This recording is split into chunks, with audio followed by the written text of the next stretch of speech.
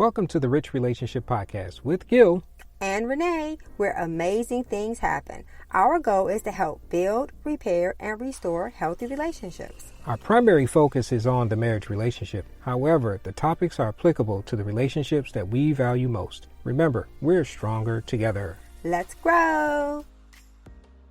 It is episode 20 of the Rich Relationship Podcast, and guess what? We have some amazing guests here. We are not in the closet today. We're actually at the table with our friends, Marcus and Zion. They're two amazing people who are totally different and have different personalities, but they're the epitome of how God can take two different people and make them into one. So we're going to have them come and share their story. Like I said, we're at the table. We're not in the closet. Coming up next on this episode of the Rich Relationship Podcast with Gil and Renee. As Renee was just mentioning, we have two great people here sitting with us at our kitchen table out of the studio this time. We didn't want to take them into our closet, y'all. So it would have been a little cramped. Yeah, and I still had laundry, but that's a whole other conversation. But we just wanted to bring them together because we know them a little bit, but we want everybody else to know them a little bit too. So we just wanted to bring them. First off, let me say thank you for allowing us to just sit down with you guys and y'all sharing your story with us and all the listeners. So we want to give you guys a chance to tell them. But again, thank you guys for showing up. Thank you for having us. Yes, thank you very much. So Zion, I know Marcus, folks, because me and Marcus are co-workers. And so, but I want Zion to start out with the story of how they met and how they got together. So, I love telling our story. Yes, you do. Well, our story started for me after I went through a horrible breakup, depression, the whole 9 yards, and prayed one day. And all of a sudden, like, a light bulb went out. Like, I just got over it. It's like all of a sudden was just out of it. And I was praying and I told God, I was like, you know what? I am not going to pray another prayer about what I want in a mate. I'm not going to do it. There's nothing new that I can tell you. So when you feel that, or when you see that I am ready, and when you see that whoever he is ready, then you'll cross our paths. In the meantime, I'm going to go do something I enjoy doing, which was Chicago-style stepping. Oh. Woo, woo. You a dancer? Yes. So for our listeners who don't know what Chicago-style stepping is, why don't you give them a brief overview of what that is? It's Chicago-style stepping is like a jazzy ballroom. Okay. It's like a quick, easy way to explain it. Wonderful. It's a couples dance. Okay. And I had learned it years before and stopped.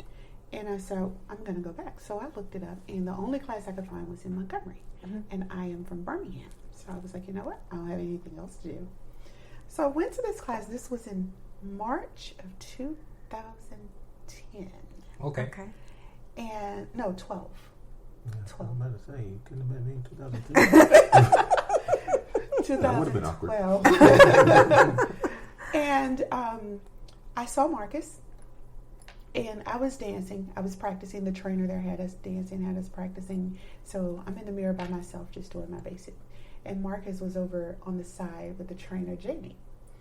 And he called me over and he was like, hey, come dance with him. I just want to see something. So, okay.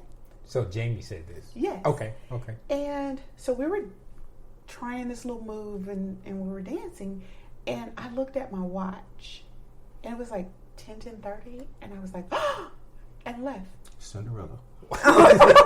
What'd you say, Cinderella? Your own Cinderella story. I left. I was, and I just took off. I didn't say bye. Why? I didn't say see you. I don't know why. I left. Marcus, you shaking your head? Why are you shaking your head?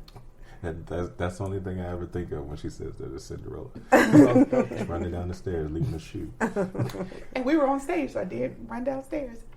But I had my cousin with me, and I was like, we had to drive all the way to Birmingham, and then she has to drive all the way to her city, and it's gonna be later. Her husband's gonna be asking her questions, and she just went so. So for those who don't know, Birmingham from Montgomery is a little over an hour and a half away. Okay. Yeah. So y'all had a road trip. Yes. 85 miles. Okay. Yes. So fast forward, that was in March, and because I was single again, my focus really was on God. Okay. Like I was really, really I was going to church and praying and the whole thing. My focus, I had no distractions. But him, believe it or not, and all I knew was Marcus. That's all I knew. And he was tall. He's really tall. And so he was on my heart. He was really on my heart, really heavy, but I knew nothing about him. So I prayed for him so heavily. I'm like, I don't know if he's lost parents. Then I pray for his grieving process. If he's lost a child, if he's going through a divorce, if he's going through financial issues, whatever, he maybe lost a parent, like whatever, I didn't know. And it was so bad, I talked to my dad, and I had to give the disclosure, like, okay, Dad, don't go there, because don't judge me, Dad. This is nothing, Dad. This is nobody. Somebody that I just met, and it's on my heart. That you felt an urge to pray for. Yes, it was just really on my heart. So my dad told me to pray and told me how to pray for him. So we fast forward 6 months till 7 months till October. So you hadn't seen him again? No. Okay. Nope. Hadn't seen him, talked to him, nothing. And I came to practice again in Montgomery and didn't even recognize that he was there. And was dancing, and it was at the end. We were about to leave. Cinderella again. Cinderella again. No. But it was him. He's still a rather. He's Cinderella. He's Cinderella. Cinderella. And I was about to leave. That wasn't payback, was it, Marcus? Not at all. I was about to leave. I was taking off my shoes, and the trainers there was. What was the trainers? Renee and her husband. I don't recall. It was another couple set, and that was training us, and I was about to leave. And as I sat down, taking off my shoes, they said, "Everybody partner up." And I was like, "Okay, this is a good time. Everybody's mingling. Let me get out of here, right?" And I'm taking off my shoes, and I see him, like, going to different women, but before he could get to them, somebody else will grab him. Oh, okay. Like I could see him going, and then somebody else will grab their hand or walk away, and they didn't see him, and he's just going from person to person. And I'm taking off. I had one shoe off. I was getting the other shoe off. I was like, "Please don't ask me. Please don't ask me. Please don't ask you. Don't. Please don't come over here. Don't ask me. I don't want to dance. I'm ready to go home. My feet are hurting." And I looked up, and he held his hand out and asked me to dance, and I was like, okay. Okay. And I put my shoes back on, and we danced. And while we were dancing, we started talking. And he said, he gave me a little dance move, and he asked me, how did that make me feel? And I burst out laughing. I laughed hysterically, and he's looking at me like, "What's up?" I just asked the question. What were you thinking about? Honestly, I was. Well, my thought process really at that time, because I was really, really focused. You were focused on dancing. I was just focused on dancing. That was it. And I always came into this process of just looking to get the dance, not trying to start any kind of relationships or anything like that. So for me, from a guy's perspective, whenever you are dancing with a woman, we always say, make her look good. Okay. So if I was doing some kind of move or what have you, I'd want to make sure that I was doing it right for her. So I would ask, how did that make you feel? Did I do it right? Did it feel awkward or anything like that? So that's all I was actually asking. Okay. We're talking about dancing, for those of you who don't know what we're talking about on the Rich Relationship Podcast with Gil and Renee. For those of you just jumping in, like, whoa, what's it make you feel like? It's a heavy topic. No, we already did the sex show. That's another episode. Which made me laugh because at the time I was a corporate trainer for a huge organization, and in doing the training we had a trainer who would ask that question, and it was just as awkward. Like, how did it make you feel? Yes. And he would lean in and he would say it like he was trying to be romantic, and it was like, ew. And so when he did it, it had became a thing with my team where we would ask that jokingly. So I laughed, which sparked conversation, because of course now he wants to know, what am I laughing What's so at? funny? Right. So I told him about that, and we started talking, and as we're looking at each other, it's like, you look familiar. And he was like, yeah, I was thinking you might have too. And it's like, where do I know you from? And it's like, well, do you go here? No. Well, do you go there? No. It's like, well, I'm not from here. So we just chopped it up as, yeah. So we're dancing. And then I'm by myself because he developed me. So let me ask you, so as you're dancing, was there any kind of sparks or anything during this time on either side? No, absolutely not. I actually, and she'll tell you that I have a tendency to compartmentalize everything most of the time that I do. So, and it helps me considerably when it comes to dancing and in Chicago style stepping, because you step with a lot of different women. And I never want, I want the dance to feel intimate, but I don't ever want her to think that there's something there that is not there. So when I'm in that dance, I just focus on that one dance, and then after that 3.5 minutes is up, okay, cool, So it's like partnership, I'm out. Platonic, neutral, not a romantic thing. Okay. Right. And I've always just approached it that way. So that's pretty much just the same way that I kind of felt then. And I was also coming out of an extended type of relationship that was that for myself. So you were coming out of a relationship as well. So actually, I was coming out of a marriage. Out of a marriage. Yes. Okay, so that made you. Did that make you not even contemplate a relationship, or was it something that you were going through? Not at all. I really was not looking to try to jumpstart into any type of new relationship or anything like that, because actually I was just, when she met me in March, I was still going through my divorce. Okay. However, when she saw me the second time, my divorce had just finalized. Okay. And that was a divorce from a marriage that went on for 24 years. Oh, wow. Okay. So I was not ready to just, okay, cool, right, I got it, or anything like that. Right. This was a time for me to actually start looking at trying to find out who Marcus was at that time. Right. No, so okay. I definitely was not, and nothing personal against her. I mean, she was an attractive person, this, that, and the other. It's just I wasn't looking for that at that time. Right. So I was like, oh, okay. He sent a fella Jew to pick up where the story left off. off. Yeah, he sent a fella me, and I'm like, okay. Didn't think anything of it because we both kind of ended a relationship around the same time. Okay. Mine was a little bit earlier because I had from March to now. Well, it went on before then, but me coming back to, okay, I'm feeling better. And I didn't think anything of it. I took my shoes off, got in the car with a friend of mine, and we went back to Birmingham. Okay. Didn't think anything was it. Sorry to cut you off, but to my defense, I wasn't really trying to be mean like that. I had an obligation to my son. Yeah, you had Desmond with you. Yes. Yes. And because this was just a acquaintance from a dance class, you didn't feel the need to dismiss yourself or just fitting in a quick class, then like a workout. And then I was going home to see my son because teenagers, they sleep till noon anyway. Right. So right. That was good. So we leave, and the heavy prayer for him, I didn't even realize this is the person that I have been praying for 7 months. Right. I didn't put two and two together. So I left, and that wanting to pray for him changed to wanting to talk to him. And I was like, okay, well, if he's interested, he'll call me. Because me and they come, okay. But God didn't put it on my heart to go that way. And that was hard for me.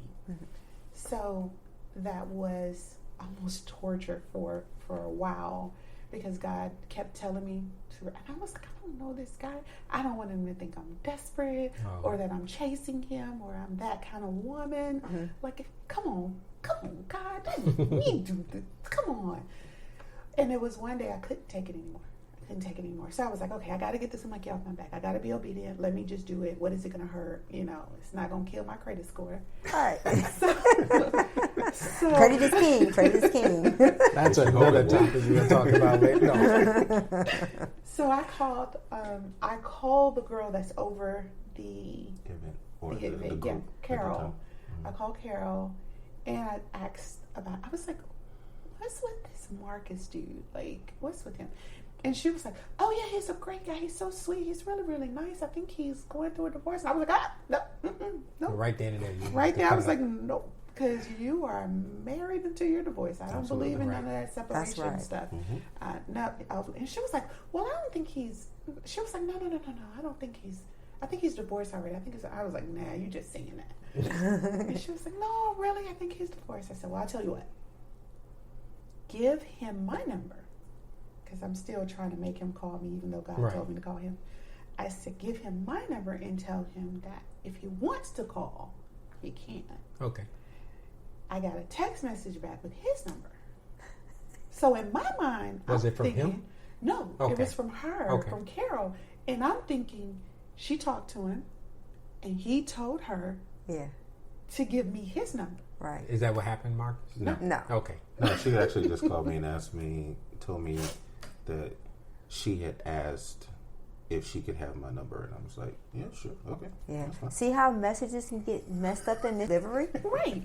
So, wrapping up the story, I called. He didn't answer. I left a message. He texted me back, told me he got my message and he'll call me later. He called me, it was on a Monday. He called me and we talked for about 2 hours. Wow. I was at a game, the kids were playing kickball, and we were talking, and the game was about to start. My battery was dying on my cell phone. The game was about to start, and the kid's dad had just walked up. Okay. So I told Marcus, I was like, listen, I am immensely enjoying this conversation. However, my battery is about to die. Wait, Marcus is laughing. Because he knows what I'm about to say. Okay. So I was like, okay, look, I immensely enjoy talking to you. My battery is dying. The game is about to start. And I don't want to be rude because the kid's dad has just walked up. Right. Do you mind if I call you back later tonight when I get home? Mm-hmm. He said yes. He mind? Yes. I said, I'm sorry. Did you understand the question? Wait a minute. I was like, I'm sorry, can I call you back later? He said no. Whoa. I was like, I did not see that coming. This is like Still waters run deep. Still waters run deep. Now you know the follow-up question to that was going to be, why did you say no? Once again. Oh, the divorce. I'd like to be, no. It had nothing to do with it. I was divorced at that time, though, but I'm a committed person. When I say that I'm going to do something, I'm going to do it. And I had a laundry list of things that I had already committed to do it. Appointments, things with my son, my daughter, this, that, and the other. And I had already made promises to them. Right. And calling her back and taking time to do that would have broken that word to them. Okay. Right. And I was, especially just coming out of this divorce, Right. I was bent on. Right. Dad will always be there. Dad Right. will always follow up on everything That's that he beautiful. has to do. So, But did you explain all that to her? later. But not right then and there. It was just like, she made it a point, like, I got to hurry up and get this answer right now, so I'm just going to give you the answer. And the answer is, Right. no, can't call you back now. Right. For tonight. And what did you think about that? I was like, oh, okay. However, what did I follow that up with? Dismissed. And I was like, okay. And he said, I will call you in a couple of days. And what were you thinking then? Okay, I will not be talking to you again. Ooh. And I understand this, and I accept this, and that was that. And I said, but I told him, I was polite. I told him, I said, okay. And I left it at that. I mean, this is a total stranger. Right. Right. One phone call conversation. And when I hung up the phone, I said a quick prayer. Mm-hmm. I said, Father, that was a wonderful conversation, and I enjoyed having that conversation with one of your sons. If I never speak to him again, I enjoyed that conversation. And that was the end of it. I really didn't think I would talk to him again. Mm-hmm. In exactly 2 days later, I got a text message From him? from him in exactly 2 days, like he said. And I was shocked because I didn't expect to hear from him again. So I was like, oh, okay. He kept his word. Now I'm intrigued. And his message said, I enjoyed talking to you. I'm looking forward to talking to you again. I will call you tomorrow. And I I just responded like, I enjoyed talking to you. Okay, I enjoyed talking to you. I'll talk to you tomorrow. Then he called me the next day, and that's when he explained I think he had dental work to do, so he wasn't going to be able to talk. Oh, okay. And so he had some dental work, and he had an appointment. I think he worked late one night or something, so that's the 2 days. And the dental appointment, something went wrong, and he had to go back the next night. That's why he couldn't talk the second day. So the third day when he talked, and he explained, it's like, oh. But what really got me was not that, like he already mentioned, it wasn't about us being attracted to each other, or I'm looking at him like, ooh, or he's looking at me like, ooh. This was someone who kept his word. Right. Which is important to me because my grandfather always taught us that you shouldn't have to sign a piece of paper. A man's word should be his bond. Right. And when you shake on something, that should be it. Right. And so it's not a lot of people like that anymore. Right. Yeah. So when I came across him and he kept his word, that was intriguing to me. And it made me want to get to know him more because to a total stranger, you keep your word. Mm-hmm. What are you going to do if we were closer? How Right. would that be? What would that look like? Right. And I was interested. And we talked for a while, long time. As when you say And- talk, not on the phone, but as in the courting or dating. No, we phase. talked on the phone. Okay, Because okay. he's in Because remember, Montgomery. she still lives in Right, Birmingham, right, and I okay. live in Right. Pebble, so Yeah. there's like an 80-mile difference in between us. Right, okay. So we talked. And that conversation led to Many, many more. every day. We Yeah. talked and we texted. And one of the things that I told him, even after we were married, and we dated for 3.5, 4 years. 4 years before we were engaged. Mm. And he was pretty much almost 100%. There were days that he would miss, but he texted me every morning. Every morning I would get a good morning. Mm-hmm. And the consistency to me, for me, consistency brings about trust. Mm-hmm. And he's a very consistent, very committed. Mm-hmm. He said he compartmentalized. So everything in here, all boxes are checked. Everything is taken care of. All T's are crossed Mm-hmm. before I move over to this box. And so when it came to me, he checked all the boxes, Yeah. crossed all the T's. And even from being all these miles away, there's not one time has it ever came up of trust. Right. You know, he would let me know where he's going. I knew his schedule. And he's not a phone person, so wasn't always getting on the phone. But to have trust issues with someone right here in the same city and no Right. trust issues with someone who's, 80 miles away, Right. that was the thing that captured me, was he was truly all the way 100% man of his word. So during that dating time that you guys were in the dating phase and you still had that distance between the two, how do you think that played into your relationship for if someone is going through a long distance relationship, even though yours was only 80 miles and you can close the gap? How do you think that played into your relationship and what did it do to it to develop it, if you could think about it from that perspective? I think to be honest, it was, and I say this a lot, pretty much about everything that's going on as far as our relationship is concerned. In the entire time that we were going through our courtship, more or less, Mm-hmm. I felt a definite presence from God because everything was easy. It was extremely easy. I was in no way, shape, or form looking for a relationship or what have you. She reached out to me. I did not want a relationship. I told her early on in the beginning, I don't think I can handle a long distance relationship. But that was exactly what I needed. Mm-hmm. I needed that long distance type of relationship because even though, like she says, I'm not a phone person, I just hate talking on the phone.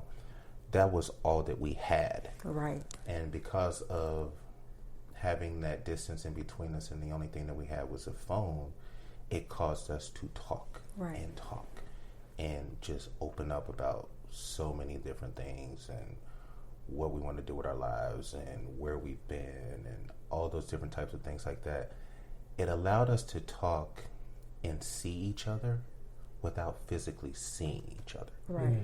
And it took away a lot of the cloud of, I think, what could be considered physical or lustfulness, especially after you're talking like over 2 years. Right. I haven't even been around another woman. And it was the same. it Not was a woman. A man. No, but a man. Yeah, because that's what I meant when I was saying our time was about the same. It had been about 2 years for both of us. So that gave a lot of opportunity for physical to get in the way. Right. And it could have altered our relationship. Yes, everything. Yeah. Was that something you guys gave conscious thought to, about the physicality part of it being absent from the relationship? Not initially, but I think it came up in conversations on a couple of different times. That it's like, for as much as I don't really like long distance relationship, it's probably a good thing that we're not around each other as much. Now, on the flip side of that, it was challenging for me as well, because as our relationship grew and we got closer and closer, and I grew more and more in love with her, more or less, it became one of those things of, she's so far away. If there's anything that happens, how do I get there? So we would constantly have all of these kinds of conversations where we're like, babe, you got to build a contingency plan for Birmingham. Right. Eventually we'll be together, but you got to build a contingency plan for Birmingham, because if anything goes wrong, I need you to have somebody who you can reach out to immediately, because I can promise you that's going to be the longest drive of my life trying to get there. And I'm on my way, but I need somebody who can step into that gap right now while here. And for me, I was already doing that. It's just kind of like, well, I know a few people here and there. My car break down, or I got something that's in there. I can get a ride or whatever I need to do. So that was it was a good thing for us to have that space. His thing was not so physical. The more we fell in love, it was, I need to protect you. Yeah. Like, I love you and I care about you. I need to protect you. And the distance, that was the problem with the distance for him. I think the distance for me, because at the beginning, like, neither one of us was looking for a relationship. It didn't start off with a relationship. We just enjoyed the conversation. We really dancing in a conversation. Yes. We enjoyed that conversation so much, just talking to each other. And it, like you said, was so easy to talk to him. It was so normal and natural for me to talk to him. And it's like, okay, I don't want you to think this is the norm for me, because I typically don't do this. But it was, like he said, it was God's presence was truly there. And for us having that, like he said at the beginning, I'm not looking for a relationship. I'm not interested in a relationship. I just came out of a relationship. And for me, I just got over being over a relationship. So that wasn't something that I was looking for. And it took all the pressure off of me trying to impress you. And it opened the door for a true friendship to form, because there was no, and I even told him, please don't look at me as a potential possibility, nothing. Because that's not what this is about. For me, it was just, he is a familiar face in the stepping community.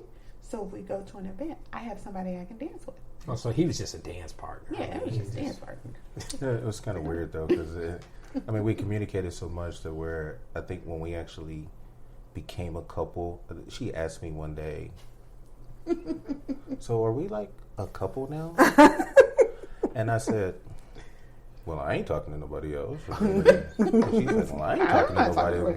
I said, well, I guess we are then, and we just kind of took it from there. And it was really, really easy. And I was extremely wounded, and I had, as I look back on it now, I say trust issues.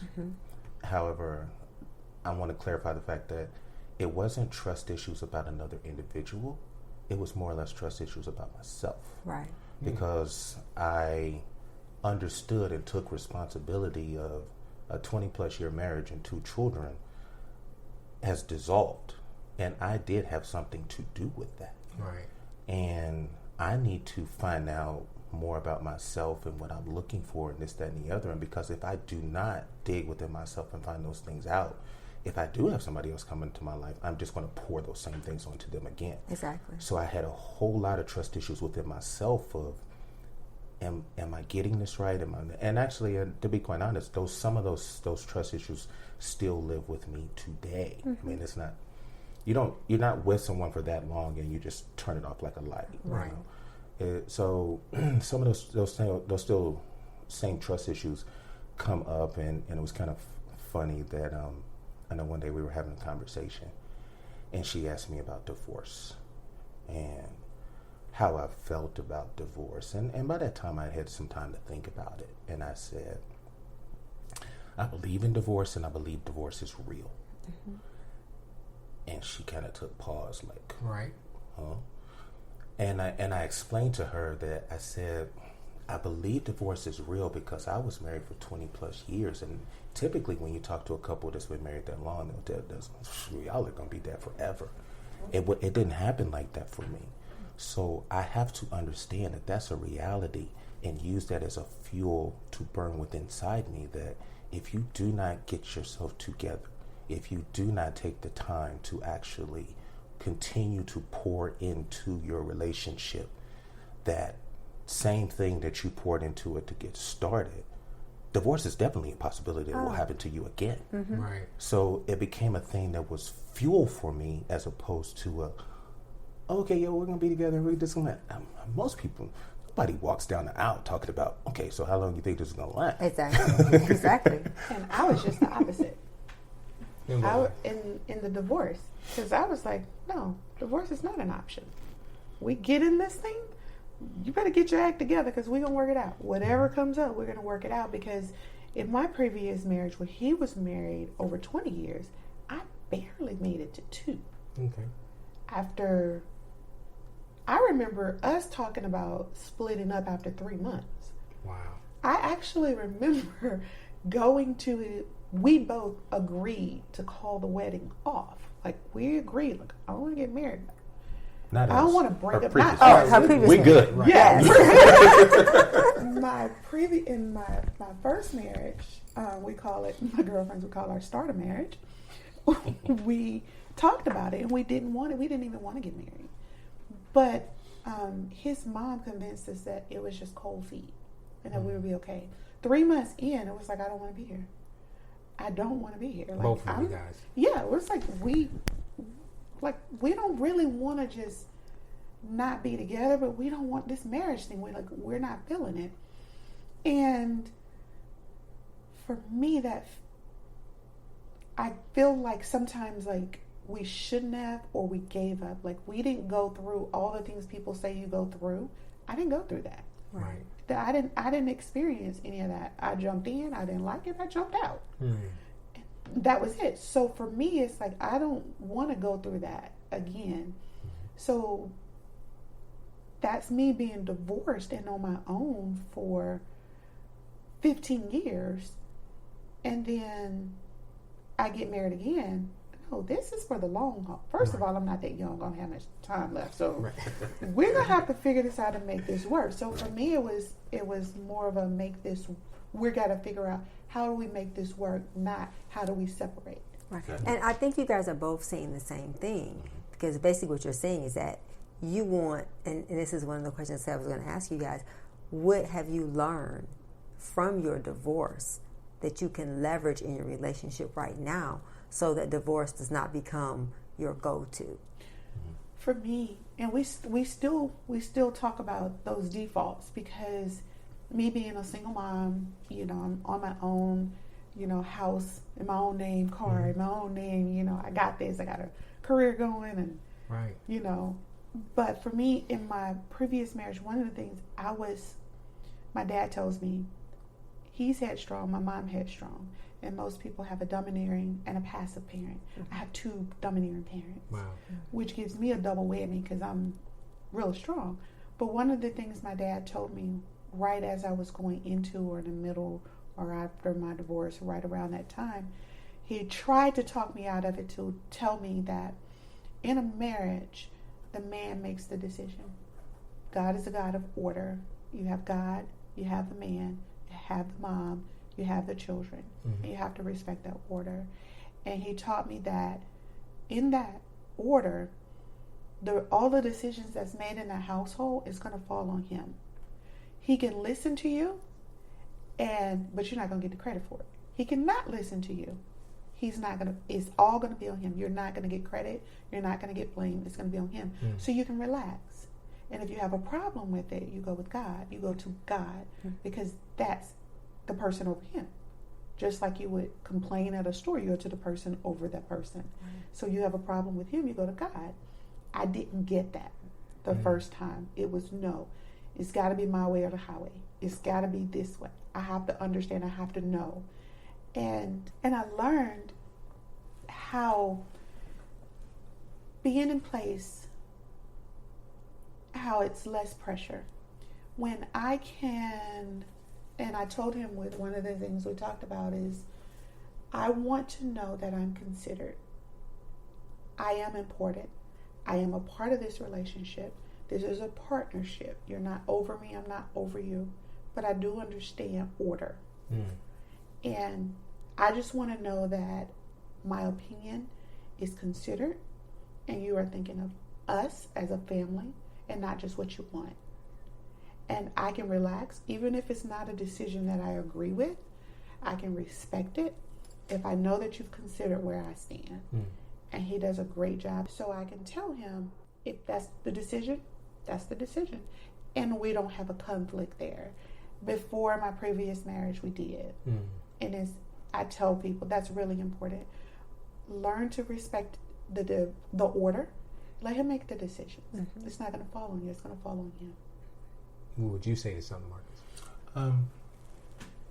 I think that one of the things that you get up on, for me, the respect piece is huge, and it's a respect thing for people's feelings.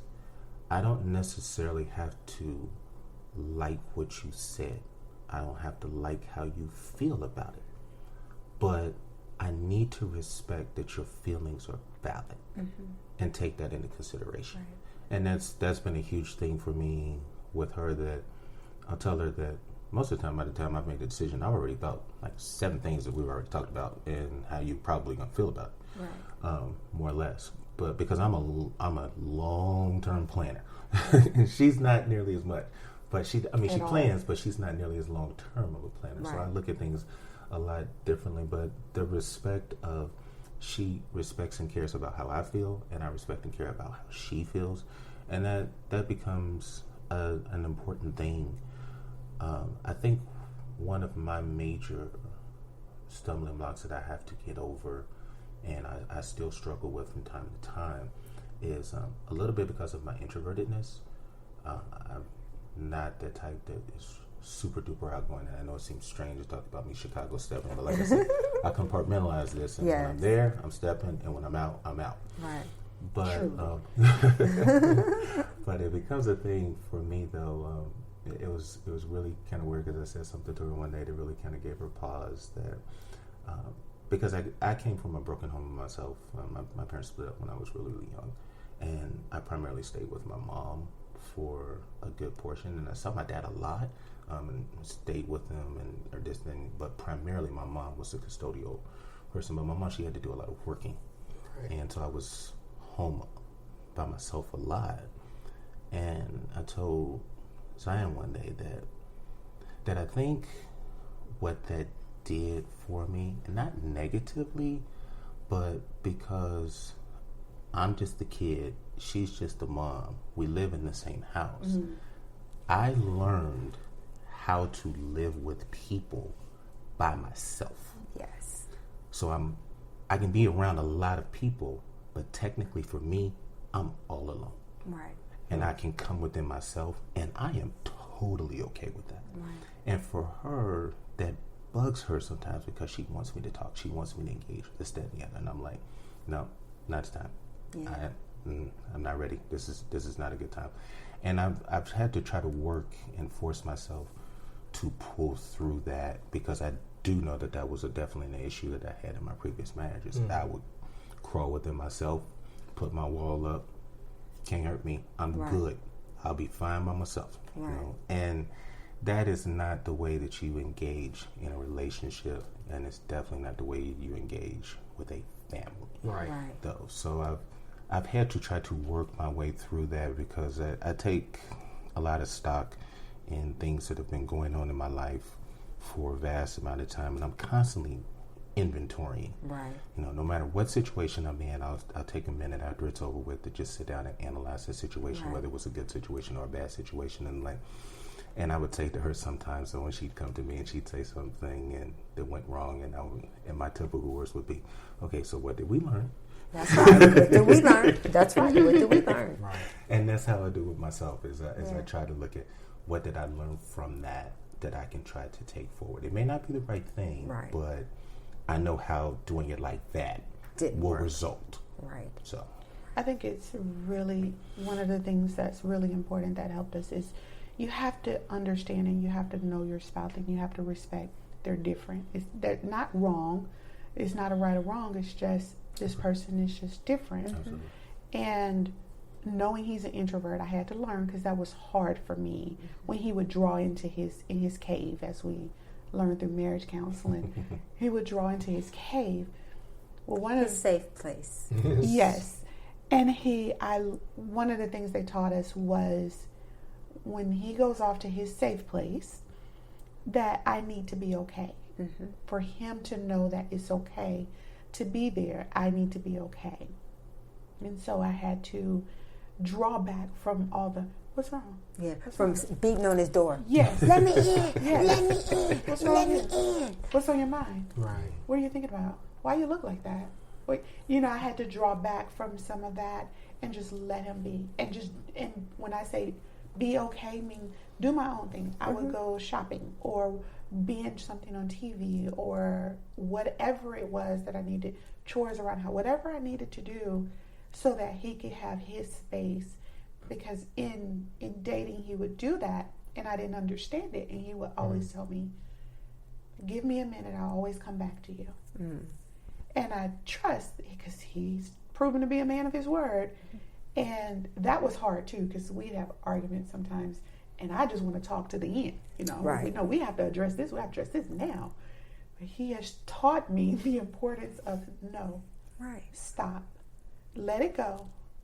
Let's give it some space, because you end up saying things and you can't take those things back. Right. And you can't unhear what you've heard.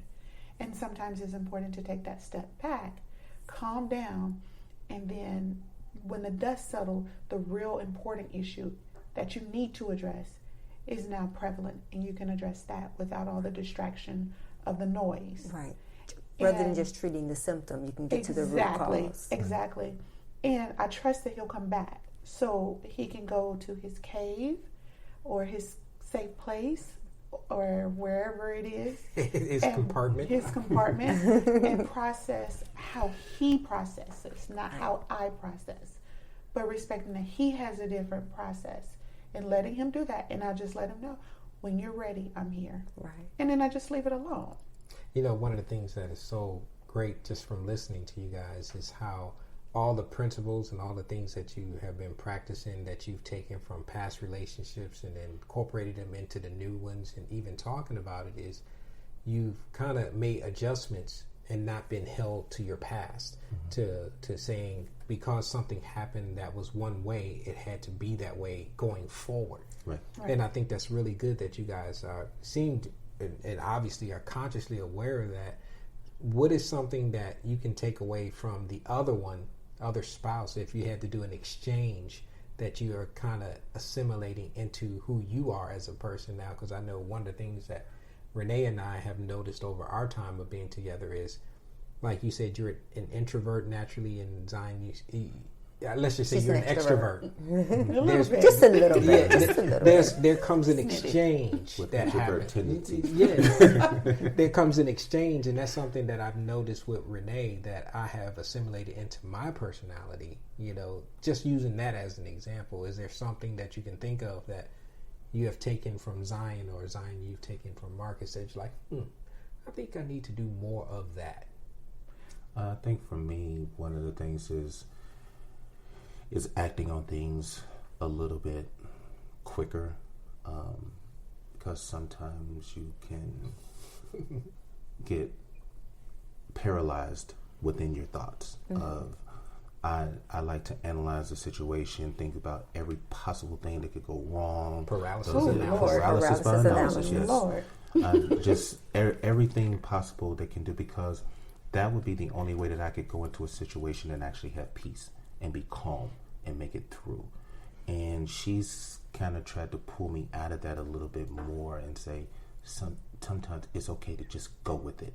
Just go, just do it. And the pendulum is moving. It takes a while to turn the ship. You're doing great. It takes a while to turn the ship, but I do hear her. That goes back to the respecting the fact that her opinion doesn't matter, and thinking about that. However, I think it takes me a little bit of time to still turn that ship, because I still am the person that I am. So I had to take what she says, and I had to think about it and process it and understand, how do I use that? Not just pick it up and just go with it. Right. Because, I mean, it's like running into a store and just grab something the first thing you see. You take it home, you find out it doesn't fit. Right. You have to find out how to use that tool properly. So she's giving me some tools. I'm just working on how to use them properly. That's right. Yes. Wonderful. You're doing a great job. You're on a podcast. That's not normal for an introvert. Yeah. And I'm laughing because he's saying I kind of get him to move quicker. What I get from him is patience. Yes. And he slows me down, and he teaches me how to just, it's okay, and the benefits of just stop, hold off, before you respond, before we react, before we even, it'll be the stuff that happens, and he'll be like, yeah, we need to talk about it, but not now. Right. And it could be a couple of days later, and he'll come back, you ready to talk about that? And I have gotten where I understand, yeah, I want to talk, but not now. And for me, before, it was, no, we didn't talk about this right now. I'll tell you how I I don't feel. care. If we're on the phone for 20 hours, we're going to get this done right now. But he has taught me the benefit of no. Sometimes you step back and you realize that you don't even need to talk about it. Yeah, it'll take care of itself. Yeah. And you know what I love about the beginning of you guys' story, and it's what I've always told people, when you find you, he will find you. And so many women are in this pursuit to be married. Yes. And even some men, that they abandon all the things that are who they really are. Right. And then they get in a relationship with someone when they don't know who they are, and they don't know who they are, and you got two people who are confused, and they're together. Right. And so what I love about what you guys said was that, you both, I love dancing. I'm going to do something that I enjoy. Right. And while you're doing something that you enjoy, God brought you someone that could enjoy you. Right. And that's the beauty in us, just really being okay with being by ourselves, not feeling like that we have to be in a relationship. I believe marriage is forever, but I also believe that divorce is a very real part of what's going on in our society. And if we don't talk about it and talk about the things that happen that cause it and make us more prone to it, we're going to keep continuing to see it happen. And what I love about what you said, Zion, because, I've talked to so many women who knew when they were about to get married that they shouldn't have gotten married. And they still did. So we do premarital counseling. Lots of people, and I think deep down inside, people know, just like what you said, we know when something is about to end. And if we're not willing to do what is necessary to give it life or to make it last, it's inevitable. Right. So divorce is not a big spooky monster. Right. It's a result of neglect. It's a result of us being ignorant. It's a result of us being selfish. And so I love that you guys have looked at yourselves and say, what can I learn from this? What did I do different? Because sometimes you can talk to people and it's like, oh, I just married somebody crazy. 3 times? Right. Now I had to question your decision making. Yes, and a part of it is, what is the common denominator? True. When we keep finding ourselves in the same situations, it's not everyone else around us. We have got to say, what's wrong with me? What do I need to do different? And that was the pause that I took. You know, I took because I got married right out of college. I married the guy I dated in college. Mm-hmm. And so we got married. Right after we got married, we got divorced. And then I dated the kid's father. We got 2 kids. Fast forward 5-6 years, now we're not together. And he wanted to get married. Mm. But I didn't. I'm like, I just did that. That is, no. And he wanted, I was, no. And then when that ended, I was like, hold on. I got an ex-husband and a baby daddy. And these 2 aren't the same people. Mm. I am the common denominator. And I said, I have to pause and stop. And I have to look at something that is in me. Mm. There's something in me. There's something about me. But this is me. Because Right. they don't know each other. Right. And that, I think, is what hurt so bad the next relationship. Because I really got into God, really got into the church, really became active in the church. Mm-hmm. And when that next relationship ended, that was really, it was huge for me because, and my dad said, you did all the right things. You had the right picture, you just didn't have the frame. Mm-hmm. And that was hard because I'm like, I thought if I did these things, it would render this result. Right. And when it didn't, it really hurt. But that was me. It was still me saying, this is what I want. This is what I want. This is what I want. Opposed to, God, what is it that you want? Right. What is it that you want for me? Who is what? I never ever in my whole list, there's not one thing on that list where I said, God, what type of man would you want for me? Mm-hmm. You've been with me my whole entire life. Mm-hmm. You know my button, the red button. Don't push that button. You know my button. You know what makes me laugh. You know you know my personality. Right. And you know who would fit with that based on their red button. Right. And what makes them tick and what makes them laugh. You know how to put these 2 people together that have these personalities that will match better than me looking at somebody, because you so often deal with the representative. Right. Yes. And you don't get the true person till it's way down the road, and by then it's too late. So when I stopped and I said, when you see that I am ready. Right. Because remember, I was the problem the other times. Mm-hmm. The last time it was him. I'm just saying. But it was on me. So when you see that I'm ready, because you're not going to curse one person and bless another. No. You're not going to bless somebody with a curse. Right. So when I am ready to be a blessing, when I've gotten over some issues that I think I've gotten over, but I really haven't, when I truly have gotten to a point where I can manage these things with your help, and wherever he is, when he has gotten to that point where he will be a blessing to me and I will be a blessing to him, at that point, our paths would cross. Mm-hmm. And I think it was my humility and my humbleness and love and respect and trust in God that I'm out. Mm-hmm. Right. I'm out the game. Yeah. Like I told him, don't look at me, because I'm not even going there. God is going to have to do it. Right. Immediately, I met him. Yeah. So, I think that when we give up, I think that so many times we're trying to do things in our own power and our own might, and God is like, you don't need me. Mm-hmm. Exactly. You don't need me. You don't want what I have for you, because you're creating your own image of a man or image of a woman. The sad thing is, I think it was the weekend that I met him, that week, I had spoken to my ex. The crazy thing about it, he told me, he said, you are going to meet someone who loves you and those children more than you ever even thought I did. Wow. He had just did some stuff, apologized for the things that he had did to me. It's like, you didn't deserve it. I mean, the whole 9 yards. Right. He had gotten into the church. He had married, had a kid. And he said that. And I was like, whatever. Okay, yeah, whatever. You're just trying to speak game. Now it's too late. Right. But that same weekend in March is when I met him. Mm-hmm. Wow. And it's like, wow. I think for me, it becomes one of those things that I talk about, and it's funny because I know that they say a lot in church about pray first. that's a big thing for me. Just a while back, we were going to buy a car or looking at a vehicle, and we test drove it, and the guy came out, this, that, and the other, and we had driven all the way to Atlanta, and I guess he basically knew if I let these people leave, this is never going to happen.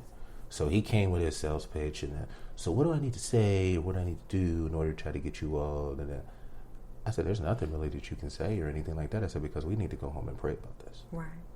And he was kind of taken back about it. And I explained to him that I said that my thought process is that when you're going into a situation, you need to sit down and pray and talk to God about it. Mm-hmm. Because if you don't, when you go into that situation and things go horribly wrong, then you're going to sit down and cry talk about to it. Talk to God about it. Right. But either way, you're going to talk have to God about a conversation with God, because now or later. That is the essence of everything that you need to base so much of your life on. And I think that it's kind of weird for me, though, because I mean she's saying the things that she had kind of gone through right before we had met, and it was kind of strange for me because I had called and actually talked to my dad, and I can truly say that, you know, whereas my dad, we don't talk an awful lot, but it's like God always knows when the two of us need to talk, because he gives me some incredible wisdom, and for whatever reason, or says something, and it's the same way with my stepmom, that I was talking to him on the phone. I was going through that whole divorce process, and I was just like, Dad, this just don't feel like this thing is ever going to end. I don't know what I'm going to do with my life, or this, that, and the other. And he kind of mentioned to me, he was kind of like, you know, this is going to need to be your time that you take to yourself and find out who you are and get back to what you wanted to do. Right. And I heard him, but I didn't really understand it at that time. And then after I took a step back and I had some time to think about it, then it got even more confusing for me. And the reason it got more confusing for me, because whereas this is a person that I had been married to for 20 plus years, I met her when I was 15 years old. Oh, wow. I'm like, I can't go back to what I was doing when I was 15 years old. I'm 47 years old. I can't do that. But it was the understanding of, you need to take some time for yourself to find out who you are. Find out who Marcus is. Right. Because until you find out who Marcus is, you can never present yourself to anyone else. Exactly. That actually, I remember one time, he actually tried to break up with me. He asked me, he was like, this really was our sister. Yeah. He came and he's like, I need to talk to you. And I was like, okay. And he drove all the way to Birmingham in the middle of the week. And I was like, ooh, okay. This is different. Yes, I was like, okay, this is okay. No text? Right. Why do we have to talk this? Yeah, I think he was pretty much outside when he called to say, you know, and to what he was saying, he was struggling with that so much that he thought he was weighing me down. He was like, you know what you want. Like, you're just happy and footloose and I'm trying to figure out what I want. Like, you've been divorced for 15 years. I've been divorced for a couple of months. How is it that, you know, I don't know what I want. You know what you want. Right. And I don't want to hold you back from getting where you want to be. I don't feel like I can take you there because I don't know what I want. And I was like, whoa, hold on. Wait a minute, Kimosabe. Hold up. First of all, I'm good. Like, I am good. I'm not looking to get married. Slow down. Like, I'm cool with just having a boyfriend. At the beginning stages of, because I don't even know we would have been together a year. I don't know. It was so early. I was like, hold on. Like, for me, we're just having fun. Right. You know, you was being the male in the relationship. Yeah, pretty much. Yeah. And he was so concerned. I was wandering through the wilderness. he was my damsel in distress. I know. But it was, that bothered him so much. And I told him, okay, you have to learn to cross the bridges when you get there. Yes. That was that planning part of him that's planning so far down in the future. And me, like, I'm just right here. Right. Like, in the moment. Yeah, I really haven't gotten past this weekend. Right. You know, so I had to pull him back, and it's like, no. Yeah. When I get to the point where I'm ready to get married and you're not there and I can't wait, I will be out. Right. I'm not there. Right. And who knows that we are even going to be together. Right. I was like, you're being presumptuous right now. Right. Like, who knows that we're going to be together right when I get to that point. I think you were going to give all this up. So, here we go again. Right. The truth comes out. So we could talk, and this has been awesome. This has been great. This has been a great conversation. And in closing, as we're coming up to the end of the show, I want to leave you guys with a question, and I want you guys to end the show, because what would you say to someone that is just starting on this journey of whether it's dating or just even newly into marriage? What would you want to leave them with, a bit of advice, if you could sum up something that you would want to leave them with, that you would tell them? I would say that above everything else, focus on being each other's friend more than anything else. You talk about friends with benefits, but when you really truly think about a friend with benefits, when I look at Marcus as my friend, a friend, you're not so judgmental. A friend is beside you, not on a pedestal to let you down. A friend, you're easy to forgive your friend. You're easy to let things go with your friend, but when you look at a spouse, there are expectations that, for women, you're expecting your husband to do this, and you have those expectations. And for men, those expectations of a wife should do this, but you don't have that when it comes to your friend. And when you're able to be each other's friend, you help each other more. You forgive each other more easy. And to be friends just make it a little bit easier. You can talk to your friend. You can truly talk to your friend about the things that hurt you, about the things that you're scared, your fears, about your expectations. You can talk. And sometimes couples get so caught up in the relationship of my man, my woman, that you forget about, this is also my friend. What would you say, Marcus, if something comes to your mind? I would say that you definitely need to be authentic. And when I mean be authentic, not just to the person that you're in a relationship with, but primarily be authentic to yourself. To know who you truly, truly are. That way you can present the person who you truly are to that other person, and allow them, as Gil and I, we talk about often about, I need to get as much information as I possibly can so that I can make an informed decision. But by getting to know yourself and presenting that information to that person, that allows them to make that informed decision. So then we don't walk down an aisle and then 6 months later you wake up like, who are you? What so did I get myself I think into? that you really just need to be authentic.